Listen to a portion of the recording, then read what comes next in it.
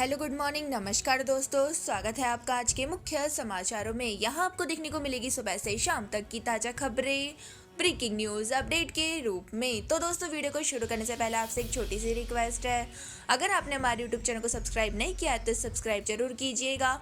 तो चलो दोस्तों, शुरू करते हैं आज के पहले मुख्य समाचार। देश में पहली बार लिथियम मिला। जम्मू कश्मीर के रियासी में 59 लाख टन का भंडार मोबाइल ईवी की बैटरी बनाने में काम आता है। तो दोस्तों, देश में पहली बार लिथियम का भंडार मिला है और इसकी कैपेसिटी 59 लाख टन है। वही दोस्तों, लिथियम की यह पहली साइट है जिसकी पहचान जियोलॉजिकल सर्वे ऑफ इंडिया ने जम्मू कश्मीर के रियासी में की है। तो दोस्तों, लिथियम एक ऐसा नॉन फेरस मेटल है जिसका उपयोग मोबाइल, लैपटॉप, इलेक्ट्रिक व्हीकल समेत अन्य चार्जेबल बैटरी बनाने के लिए किया जाता है। और दोस्तों, यह एक रेयर अर्थ एलिमेंट है। वही दोस्तों, आपको बता दें कि भारत लिथियम के लिए अभी भी पूरी तरह से दूसरे देशों पर निर्भर है।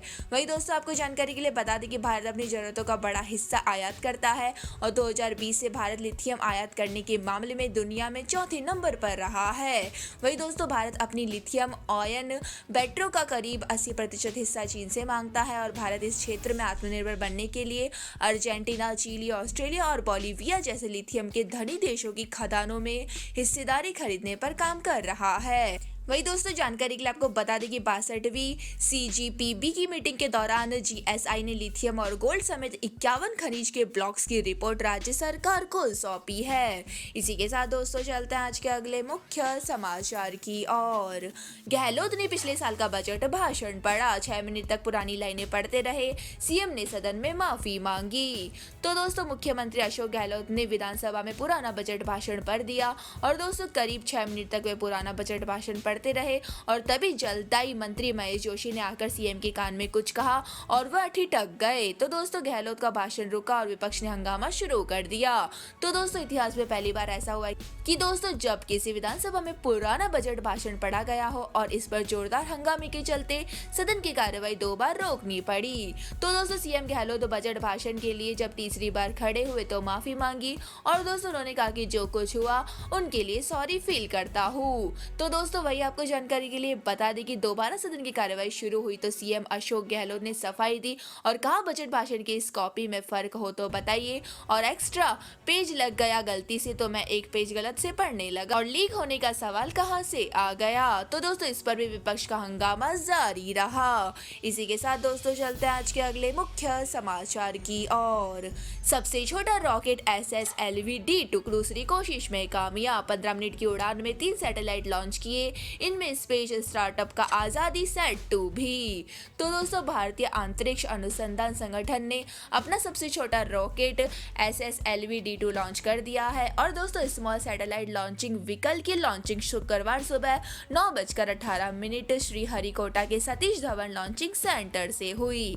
तो दोस्तों, SSLV D2 3 सैटेलाइट लॉन्च करने में कामयाब रहा और यह SSLV को लॉन्च करने की दूसरी कोशिश थी।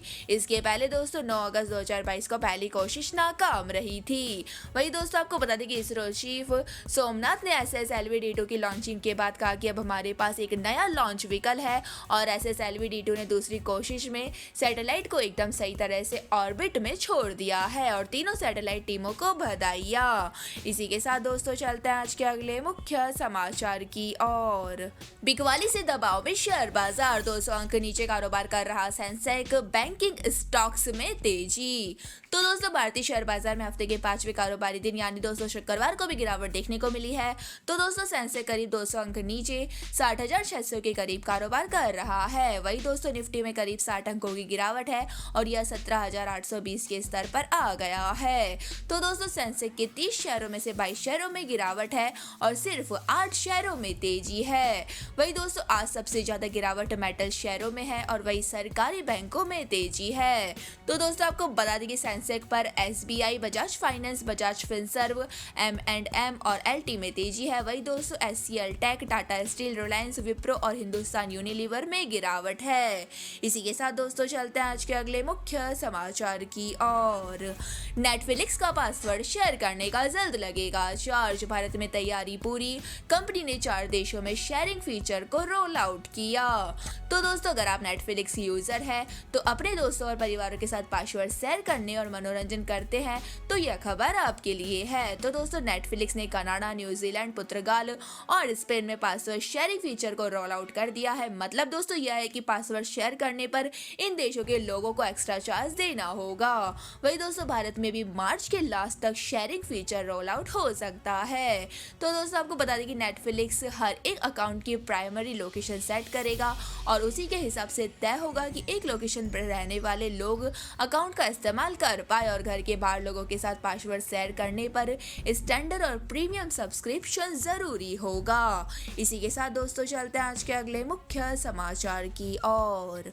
इस बार भी बेतहाशा गर्मी, टूट सकता है पिछले रिकॉर्ड, हिमाचल, कश्मीर और उत्तराखंड में बर्फबारी क्लाइमेट चेंज के कारण। तो दोस्तों उत्तर भारत में हिमाचल, कश्मीर और उत्तराखंड के पहाड़ों में बर्फबारी शुरू हो गई है और दोस्तों पिछले साल की तरह इस बार भी देश में लू और बेहिसाब गर्मी पड़ सकती है। तो दोस्तों खासकर उत्तर भारत में दिल्ली समेत अन्य गर्म रहने वाले इलाकों में बेतहाशा गर्मी पड़ सकती है। वही दोस्तों पिछली बार दिल्ली में 25 अप्रैल को पारा 122 साल के रिकॉर्ड को तोड़ते हुए 46 डिग्री सेल्सियस पर पहुंच गया था। वैसे ही दोस्तों इस बार भी रिकॉर्ड तोड़ सकते हैं। वही दोस्तों आमतौर पर 10 फरवरी के बाद तापमान बढ़ने लगता है, लेकिन दोस्तों इस बार दिल्ली समेत मध्य पूर्वी और पश्चिमी भारत के अधिकतम और न्यूनतम तापमान में पहले ही वृद्धि शुरू हो चुकी है। वही दोस्तों दिल्ली में गुरुवार को अधिकतम तापमान 27 डिग्री, रायपुर में 31 डिग्री और दोस्तों भोपाल में 29.8 डिग्री सेल्सियस दर्ज किया गया है। इसी के साथ दोस्तों चलते हैं आज के अगले मुख्य समाचार की ओर। 8 साल में 40% बढ़ी भारत की न्यूक्लियर पावर कैपेसिटी, सरकार ने राज्यसभा में बताया। 2021-22 में प्रोडक्शन 47,112 मिलियन यूनिट पहुंचा। तो दोस्तों देश की न्यूक्लियर पावर कैपेसिटी 8 साल में 40% बढ़ी है और दोस्तों केंद्रीय मंत्री जितेंद्र सिंह ने गुरुवार को राज्यसभा में इसकी जानकारी दी।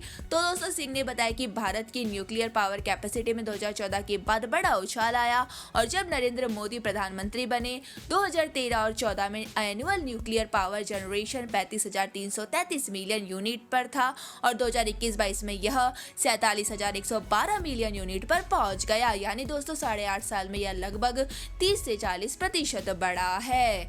तो दोस्तों मंत्री ने कहा कि मोदी सरकार के आने से पहले देश में सिर्फ 22 रिएक्टर थे और 2017 में प्रधानमंत्री मोदी की अध्यक्षता वाली कैबिनेट में 1.05 करोड़ रुपए की लागत और 7,000 मेगावाट की कुल क्षमता वाले 11 स्वदेशी हैवी वाटर रिएक्टर की अनुमति थी।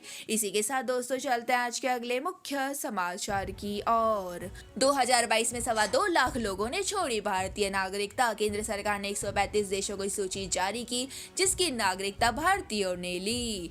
तो दोस्तों केंद्र सरकार ने संसद में बताया कि वर्ष 2011 से अब तक 16 लाख से अधिक लोगों ने भारतीय नागरिकता छोड़ी है और दोस्तों इनमें सर्वाधिक 2,25,620 लोग ऐसे हैं जिन्होंने 2022 में अपनी भारतीय नागरिकता छोड़ी।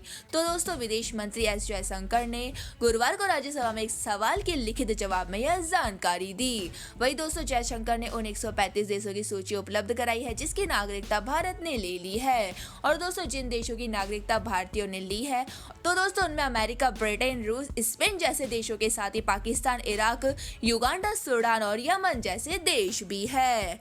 इसी के साथ दोस्तों चलते हैं आज के अगले मुख्य समाचार की ओर। समिट में पीएम मोदी बोले यूपी चैंपियन बनकर उभरा, लोग कहते थे यह विकास होना नामुमकिन, खुद को यूपी के डंके की चोट पर साबित किया। तो दोस्तों लखनऊ में शुक्रवार को पीएम मोदी ने ग्लोबल इन्वेस्टर समिट 2023 का इनॉग्रेशन किया और दोस्तों इस दौरान उन्होंने यूपी में हुए बदलाव का जिक्र किया और कहा कि एक समय यूपी बीमारू राज्य कहलाता था और हर कोई यूपी से अपनी उम्मीदें छोड़ चुका था, लेकिन दोस्तों 5 से 6 सालों में प्रदेश ने अपनी नई पहचान बनाई है और डंके की चोट पर खुद को बेहतर साबित किया है। वही दोस्तों रक्षा मंत्री राजनाथ सिंह ने कहा है कि छठ समाजवाद ने भारत के औद्योगिकरण को नुकसान पहुंचाया और सीएम योगी ने बताया कि इन्वेस्टर समिट में अब तक 32 लाख करोड़ रुपए के निवेश प्रस्ताव आए हैं। तो दोस्तों 10 से 12 फरवरी यानी दोस्तों 3 दिन तक चलने वाली ग्लोबल इन्वेस्टर समिट का लखनऊ के डिफेंस एक्सपो ग्राउंड में आयोजन किया जा रहा है और यूपी सरकार का दावा है कि यह देश की सबसे बड़ी समिट है और इसमें 16 देश की 340 19 कंपनियां शामिल हुई है। तो दोस्तों यह थे हमारे आज के मुख्य समाचार। इसके बाद दोस्तों बारी आती है आज के माइंड क्यूज क्वेश्चन की। तो दोस्तों आज का माइंड क्यूज क्वेश्चन आपकी स्क्रीन पर आ चुका है। इंद्रधनुष में कितने रंग होते हैं? जी हाँ दोस्तों, अगर आप जानते हैं इंद्रधनुष में कितने रंग होते हैं तो फटाफट से हमारे सवाल का जवाब दे, कमेंट्स करें और जल्दी से जीत लीजिए एक शानदार सरप्राइज गिफ्ट आइटम। धन्यवाद दोस्तों, जय हिंद।